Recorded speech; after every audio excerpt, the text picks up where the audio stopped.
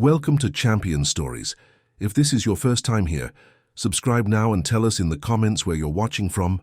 And now, on to today's story. The persistent buzzing of his phone pierced through the quiet evening air of Manny Pacquiao's luxurious home in Forbes Park. The boxing legend had just finished his daily prayer routine, a sacred ritual he maintained regardless of his packed schedule. The caller ID displayed a number he hadn't seen in months, yet one that instantly transported him back to the grimy, sweat-soaked gyms of his early career. Angelo Mendoza. The name alone carried the weight of 1,000 memories. Manny's weathered hands, still bearing the subtle scars from decades of intense training, hesitated before accepting the call. Angelo had been his sparring partner during those crucial years when hunger was their only motivation and dreams seemed impossibly distant. They had shared cramped quarters, meager meals, and the relentless pursuit of boxing greatness in the unforgiving streets of General Santos City. The voice that emerged from the phone was barely recognizable. Gone was the confident, boisterous tone that once filled training sessions with laughter and competitive banter. Instead, a broken, trembling whisper reached through the device, carrying with it the unmistakable sound of a man who had reached his breaking point. Angelo's words came in fragmented bursts, interrupted by sharp intakes of breath and the kind of silence that spoke louder than any scream. He spoke of sleepless nights, of bills mounting like an insurmountable mountain, of watching his children go to bed hungry while he pretended everything would be all right. The once proud fighter had been reduced to selling vegetables on street corners, his calloused hands now gripping plastic bags instead of boxing gloves. Manny's heart constricted as he listened to the devastating account of his former companion's life.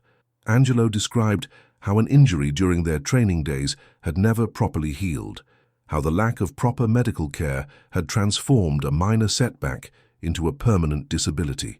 The man who once moved with the grace and power of a natural athlete now struggled to carry even the lightest loads. The conversation revealed layers of struggle that Angelo had hidden from everyone, including his own family. His wife, Esperanza, worked multiple jobs, but their combined income barely covered rent for their tiny apartment in one of General Santos City's most impoverished neighborhoods. Their 3 children had been forced to drop out of school, their educational dreams sacrificed on the altar of survival. What shocked Manny most profoundly was not just the extent of Angelo's desperation, but the realization that his old friend had been suffering in silence for years. Pride had prevented Angelo from reaching out earlier, even as his world crumbled around him. Only when his youngest daughter had fainted from malnutrition at school did Angelo finally swallow his dignity and make the call that would change everything. As Angelo's voice cracked under the weight of his confession, Manny found himself transported back to their shared past. He remembered the countless hours they had spent dreaming together, planning their futures with the naive optimism of young men who believed hard work alone could conquer any obstacle. They had pushed each other to greatness, with Angelo often serving as the measuring stick against which Manny gauged his own progress. The irony was not lost on Manny, that while his own life had exceeded every dream they had dared to dream together, Angelo's had descended into a nightmare that seemed to have no end.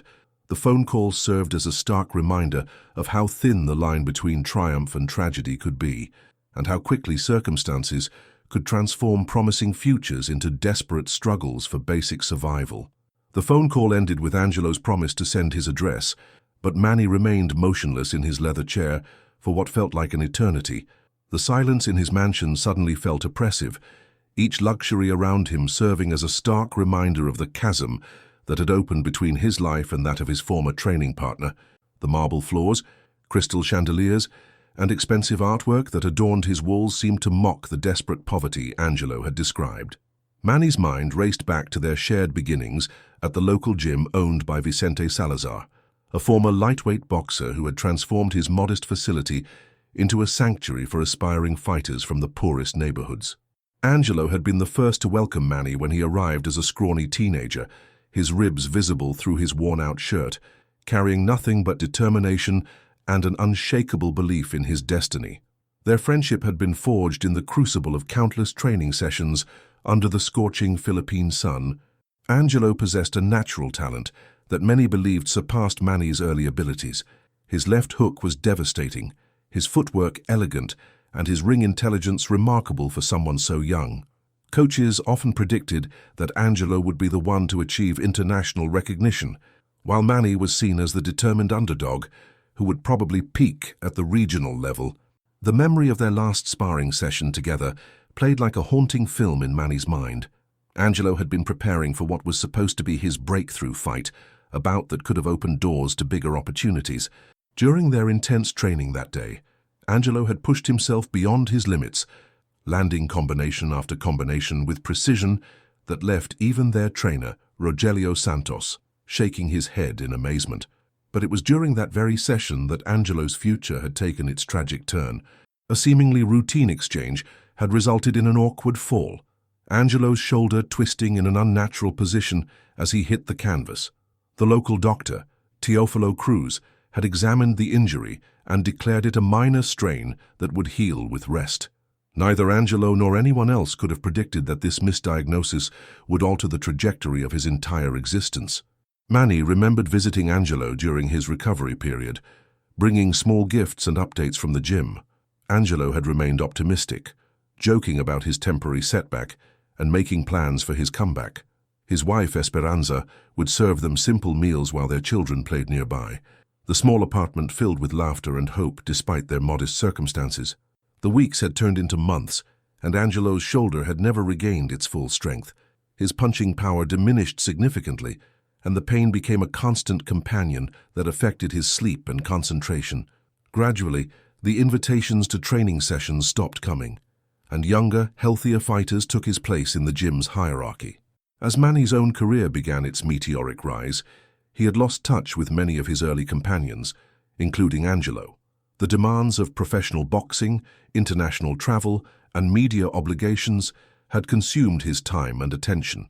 Occasional updates would reach him through mutual acquaintances, but these became increasingly rare as the years passed and their paths diverged further.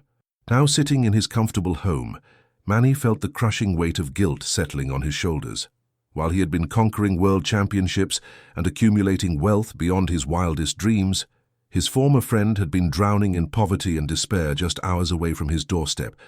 The realization that Angelo had been too proud to ask for help earlier made the situation even more heartbreaking. The notification sound of his phone jolted Manny from his painful reverie. Angelo's message had arrived with his current address, accompanied by a photograph that would haunt Manny for years to come. The photograph that appeared on Manny's phone screen delivered a blow more devastating than any punch he had ever received in the ring. Angelo stood in front of a dilapidated wooden structure that could barely be called a house, its corrugated metal roof held down by scattered concrete blocks and its walls bearing the stains of countless rainy seasons. The man in the image was almost unrecognizable from the vibrant fighter Manny remembered.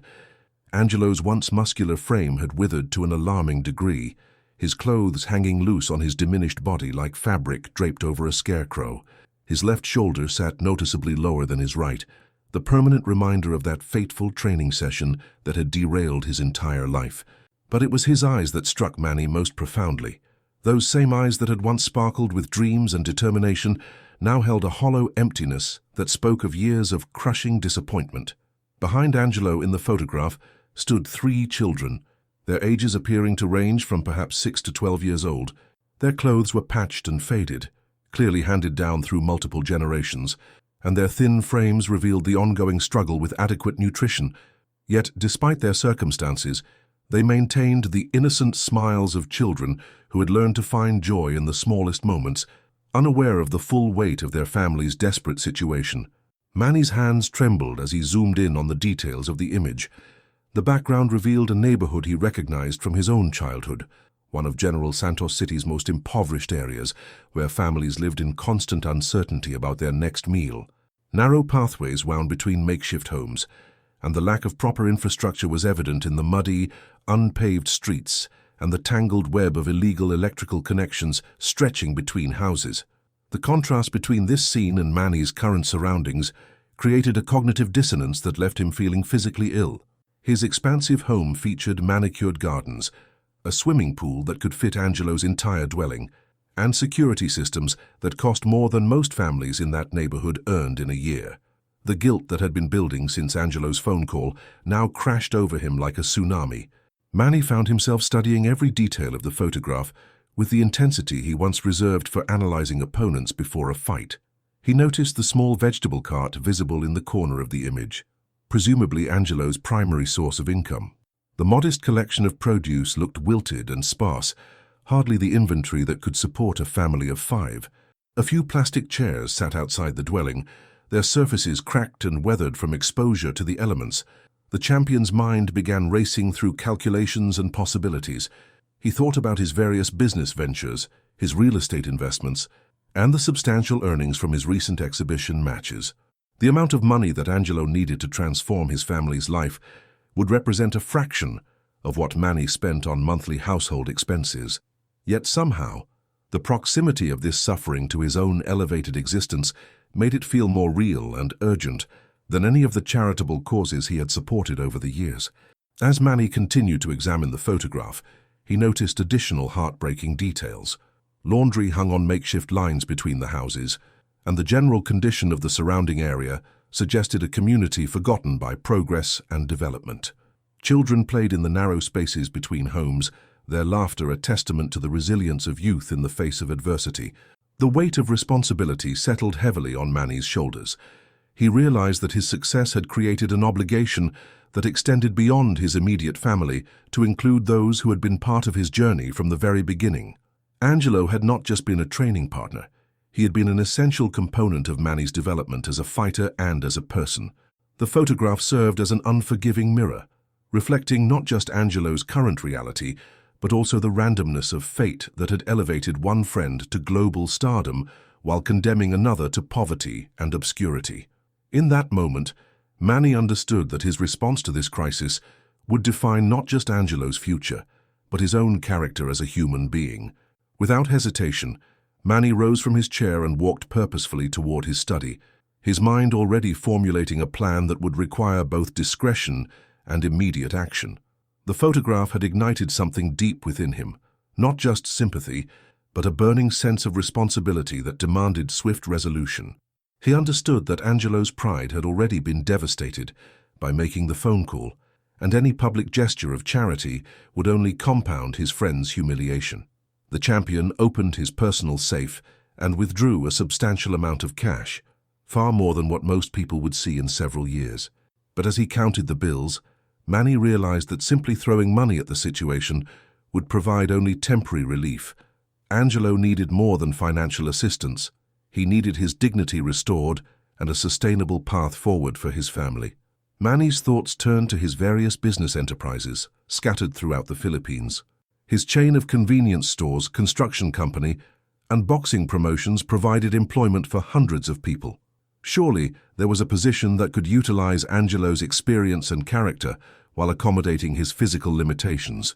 The key would be presenting any opportunity as a legitimate job offer, rather than disguised charity. As he sat at his mahogany desk, Manny began drafting a mental strategy that would address both Angelo's immediate crisis and his long-term stability. The first priority was ensuring that Angelo's children could return to school immediately. Education represented their only chance of breaking the cycle of poverty that had trapped their family. Manny knew several private schools that would welcome students regardless of their financial situation, especially with his personal recommendation. The second phase of his plan involved Angelo's medical needs. That shoulder injury had never received proper treatment, and Manny suspected that with the right specialists and physical therapy, significant improvement might still be possible. He made a mental note to contact Dr. Renato Villarreal, the orthopedic surgeon who had treated several of his own injuries throughout his career. Manny's phone buzzed with messages from his assistant, Marites, regarding his upcoming schedule. Training sessions, business meetings, and media obligations filled the coming weeks, but everything suddenly seemed trivial compared to the urgent mission that now consumed his thoughts.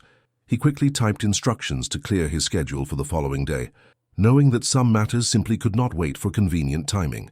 The champion walked to his window overlooking the manicured grounds of his estate, but instead of seeing the familiar landscape, his mind transported him back to those sweltering afternoons in Vicente's gym. He remembered how Angelo had always been the first to arrive and the last to leave, pushing everyone around him to achieve their maximum potential. Angelo had been a natural leader among the young fighters, offering encouragement to newcomers and sharing whatever knowledge he had acquired. The irony was overwhelming. Angelo had spent his youth building others up, only to watch his own dreams crumble due to circumstances beyond his control. Meanwhile, Manny had benefited from Angelo's partnership and mentorship, eventually achieving heights that neither of them had dared to imagine possible during those early days. Manny's reflection was interrupted by the sound of his wife Jinky's footsteps in the hallway. Her presence reminded him of his own family's security and comfort, making Angelo's desperation even more poignant. His children attended the finest schools, received the best medical care, and lived without ever questioning whether their next meal would appear on the table. The weight of his success had never felt heavier than it did in that moment. With great achievement came great responsibility, and Manny understood that his response to Angelo's crisis would define not just his friend's future, but his own legacy as a human being. The time for contemplation had ended. Action was now required. Grabbing his car keys, Manny headed toward the garage, knowing that some conversations could only happen face to face. The drive from Forbes Park to Angelo's neighborhood represented more than just a physical journey across General Santos City. It was a passage through time and circumstance that laid bare the stark inequalities that defined Philippine society. As Manny's luxury vehicle navigated the increasingly narrow and deteriorating roads, each mile seemed to strip away another layer of the prosperity he had grown accustomed to over the years. The transition was gradual, but unmistakable. Modern shopping centers and gated communities gave way to modest middle-class homes, which eventually surrendered to cramped apartment buildings and finally to the sprawling, informal settlements where Angelo now resided. The pavement beneath his tires became increasingly rough and pothole-riddled, forcing Manny to reduce his speed to navigate the treacherous terrain. Street vendors appeared with growing frequency as he ventured deeper into the impoverished district. Elderly women sold fresh fish from plastic basins, their weathered hands expertly arranging their modest inventory to appear as appealing as possible. Young men pushed carts loaded with ice and cold drinks, their voices calling out to potential customers over the din of jeepneys and motorcycles that dominated the narrow thoroughfares.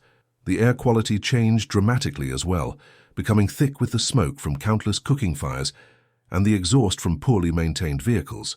The scent of grilled meat from street-side barbecue stands mixed with less pleasant odors from inadequate sewage systems and accumulated garbage. Despite the challenging conditions, life pulsed vibrantly through these streets, with children playing games between parked vehicles and neighbors gathering in small groups to share conversation and companionship. Manny found himself driving increasingly slowly, not just due to the road conditions, but because he was absorbing details he had forgotten existed. Makeshift electrical connections stretched between buildings like spiderwebs, evidence of the resourcefulness required for survival in places where basic infrastructure was unreliable or non-existent. Laundry hung from every available space, turning the neighborhood into a colorful tapestry of fabrics dancing in the warm breeze. The champion's expensive vehicle drew curious stares from residents who rarely saw such displays of wealth in their community. Children paused their games to watch the unfamiliar car pass, their expressions mixing wonder with suspicion. Manny realized that his presence here was likely to generate a tension that could complicate his mission to help Angelo discreetly. As he consulted his phone's GPS to navigate the maze of unnamed streets and unmarked pathways, Manny reflected on how completely he had disconnected from this reality over the years. His success had created a protective bubble that insulated him from the daily struggles faced by millions of his countrymen. The charitable foundations he supported and the public assistance programs he funded had become abstract concepts rather than responses to the concrete suffering he was now witnessing firsthand. The address Angelo had provided led to an area that challenged even the most optimistic definition of residential housing. Structures built from salvaged materials leaned against each other for support, their roofs a patchwork of corrugated metal, plastic sheeting, and whatever other materials their inhabitants had managed to acquire. The pathways between homes were so narrow that Manny realized he would need to park his vehicle some distance away and continue on foot. Finding a relatively secure location near a small convenience store operated by an older woman named Remedios, Manny locked his car and began the final portion of his journey. The looks he received from local residents grew more intense as they registered not just his expensive clothing and obvious wealth, but also his identity as one of the country's most recognizable celebrities. With each step deeper into the labyrinth of improvised housing, Manny felt the weight of his privilege pressing down on him more heavily. Soon, he would come face to face with the devastating reality that Angelo's phone call had only hinted at. The final approach to Angelo's dwelling required Manny to navigate through a maze of interconnected pathways barely wide enough for a single person. The structures on either side pressed so close together that he could hear conversations, crying babies, and television programs emanating from multiple households simultaneously. The intimate proximity of these living spaces meant that privacy was a luxury that simply did not exist in this corner of the world. When Manny finally located the address from Angelo's photograph, the reality proved even more heartbreaking than the image had suggested. The small structure appeared to be constructed primarily from recycled materials, wooden planks that had clearly seen previous use, sheets of corrugated metal bearing the logos of various companies, and plastic tarps that served as temporary walls.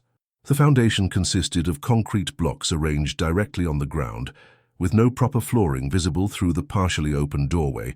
Angelo emerged from the dwelling before Manny could announce his presence, having apparently spotted the approaching figure through gaps in the makeshift walls. The physical transformation was even more shocking in person than it had appeared in the photograph. Angelo's once powerful shoulders now slumped forward in a posture of defeat, and his gait revealed the permanent limp that had developed as compensation for his injured shoulder. The recognition between the two former training partners was instantaneous and overwhelming. Angelo's weathered face registered a complex mixture of emotions: surprise, shame, gratitude, and something that resembled relief. His eyes, which had appeared hollow in the photograph, now filled with tears that he attempted to wipe away with the back of his trembling hand.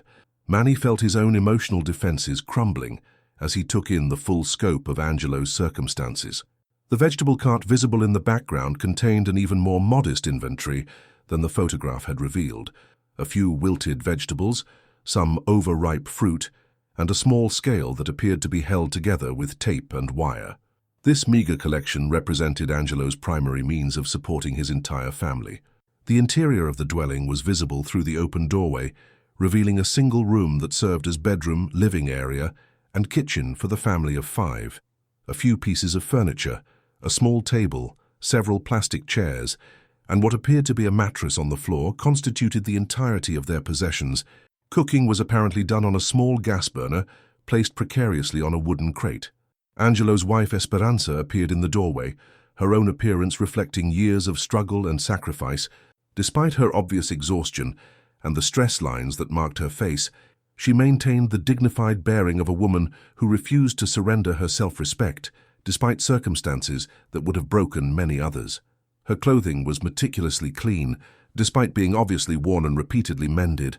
The 3 children Manny had seen in the photograph gradually emerged from various corners of the small space, their curiosity about the well-dressed visitor overcoming their natural shyness. Their thin frames and oversized clothing told the story of a family that prioritized survival over comfort, yet their eyes retained the spark of childhood innocence that poverty had not yet managed to extinguish. The contrast between this scene and Manny's own household was so stark that it felt almost surreal. The space occupied by Angelo's entire family was smaller than Manny's walk-in closet, yet it housed 5 people who had learned to navigate their shared existence with careful consideration for each other's needs and limitations. As the 2 former friends stood facing each other in the narrow pathway between dwellings, the weight of unspoken years hung heavy in the air between them.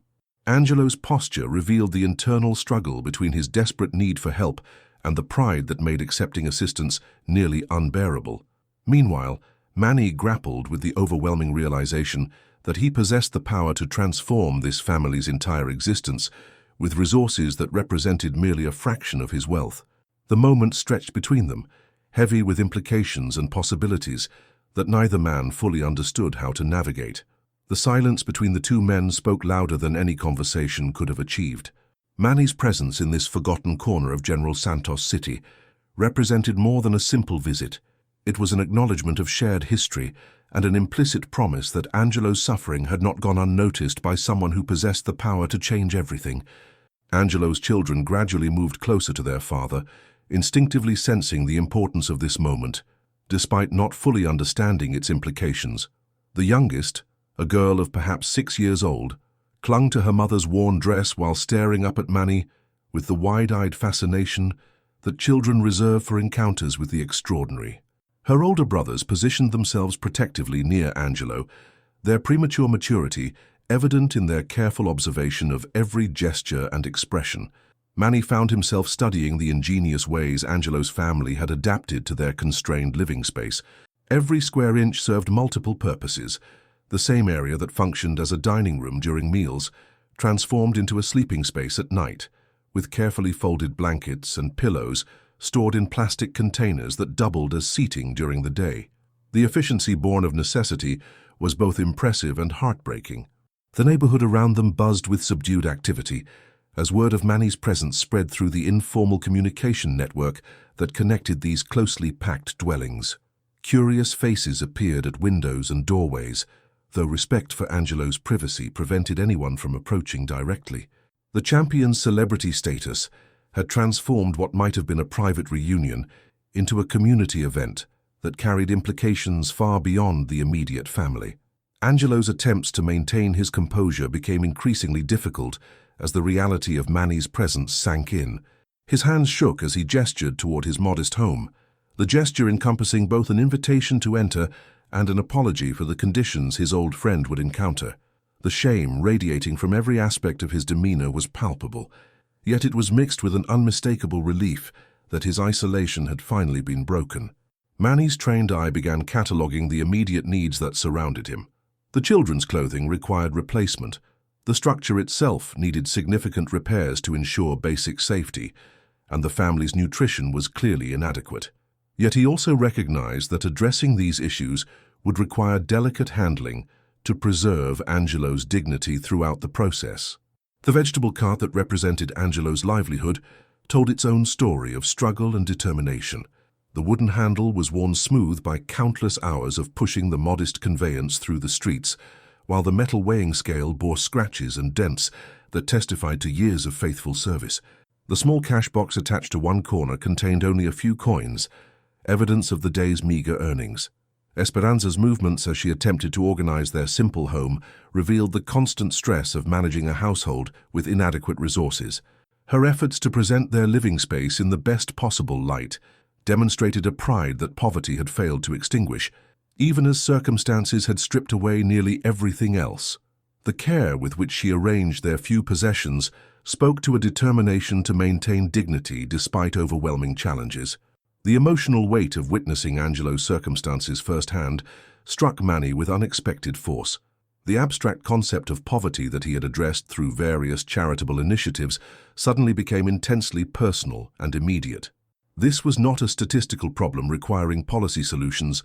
This was his friend, his former training partner, the man who had helped shape his early development as a fighter. As neighborhood children began gathering at a respectful distance to catch glimpses of the famous visitor, Manny realized that his response to this situation would be observed and remembered by an entire community. His actions would send a message that extended far beyond Angelo's family, to encompass everyone who struggled with similar circumstances throughout the Philippines. The moment had arrived for decisions that would define not just Angelo's future, but Manny's legacy as both a champion and a human being. Without ceremony or elaborate gestures, Manny reached into his jacket and withdrew an envelope containing enough cash to immediately address Angelo's most pressing needs. But rather than simply handing over the money, he placed it gently on the small wooden table that served as the family's dining surface, allowing Angelo to maintain his dignity while receiving the assistance that would change everything. The true shock, however, came with Manny's next actions. He pulled out his phone and began making a series of calls that would reshape Angelo's entire future. The first conversation was with Teodoro Marquez, the manager of Manny's construction company, arranging for a supervisory position that would utilize Angelo's natural leadership abilities while accommodating his physical limitations. The role would provide a steady income, health benefits, and the respect that comes with meaningful employment. The second call connected him with Dr. Arturo Fernandez, a renowned orthopedic specialist who had treated several professional athletes. An appointment was scheduled for the following week. With all expenses covered, to finally address the shoulder injury that had haunted Angelo for decades. The possibility of significant improvement, even after all these years, offered hope that extended beyond mere financial relief. Angelo's reaction to witnessing these conversations was profound and complex. Years of accumulated despair began lifting from his shoulders as he realized that his phone call had not just brought temporary assistance, but a comprehensive transformation of his family's circumstances. The tears that had marked his earlier desperation were replaced by a different kind of emotion, the overwhelming gratitude of a man who had been pulled back from the edge of complete hopelessness. Esperanza gathered her children close as she watched her husband's posture gradually straighten for the first time in years. The change was subtle but unmistakable. Angelo was beginning to remember what it felt like to be a man with prospects rather than just a father struggling to survive each day. The children sensed the shift in atmosphere, their own expressions brightening as they absorbed the adults' emotional transformation. Manny's final arrangements involved education for Angelo's children. 3 scholarships to quality private schools were secured within hours, complete with uniforms, supplies, and transportation assistance. The youngest daughter would attend a specialized program that included nutrition support, ensuring that her physical development would not be compromised by the malnutrition that had already affected her growth. The neighborhood gathering that had formed around Manny's visit grew larger as word spread about the extraordinary events unfolding in their midst. However, rather than creating a spectacle, the champion's actions served as an inspiration that rippled through the community. His presence reminded everyone that success did not require forgetting one's origins or abandoning those who shared the journey. As the afternoon progressed, Angelo's transformation became increasingly visible. The broken man who had made that desperate phone call was gradually replaced by someone who remembered his worth and potential. The opportunity to work again, to contribute meaningfully to his family's welfare, restored something essential that poverty and injury had nearly destroyed. Before departing, Manny made one final gesture that would resonate long after his visit ended. He personally promised to return regularly, not as a wealthy benefactor checking on a charity case, but as a friend maintaining a relationship that predated fame and fortune. This commitment ensured that Angelo's dignity would be preserved while providing ongoing support for his family's continued progress. The day that had begun with Angelo's tearful phone call ended with 2 men who had rediscovered the bond that had shaped their youth. One had learned that true championship extends beyond athletic achievement to encompass the courage to help others, while the other had discovered that even the darkest circumstances could be transformed by the compassion of an old friend who never forgot where he came from. Thank you for watching another episode of Champion Stories. If you enjoyed today's story, subscribe to the channel and turn on the notification bell so you won't miss any of our upcoming inspiring tales about Manny Pacquiao. Share your thoughts in the comments. We read every single one, and many times your ideas inspire our next episode. See you next time.